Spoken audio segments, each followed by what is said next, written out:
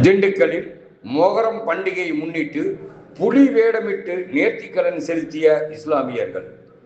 இஸ்லாமிய நாட்காட்டியின் முதல் மாதமான மொகரம் தியாகத்தை முன்னிட்டு மனித நேயத்தை போற்றும் வகையில் உலகெங்கிலும் உள்ள இஸ்லாமியர்களால் அனுசரிக்கப்பட்டு வருகிறது.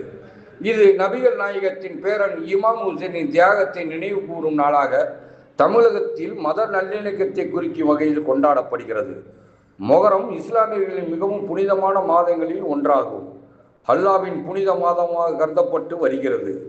இஸ்லாமிய புத்தாண்டின் தொடக்கம் மற்றும் 4 புனித மாதங்களில் ஒன்று என்பதாலும் முக்கியத்துவம் வாய்ந்ததாக கருதப்படுகிறது. இதை முன்னிட்டு திண்டுக்கல் ரவுண்ட் ரோடு புதூரில் இமாம் ஹுசைனின் தர்கா முன்பு இஸ்லாமியர்கள் வழிபாடு நடத்தினர். தொடர்ந்து புலி வேடமிட்டு ஆட்டம் ஆடி மகிழ்ந்தனர். இதில் அப்பகுதியைச் சேர்ந்த ஏராளமான இஸ்லாமிய பெருமக்கள் இந்நிகழ்ச்சியில் கலந்து கொண்டனர்.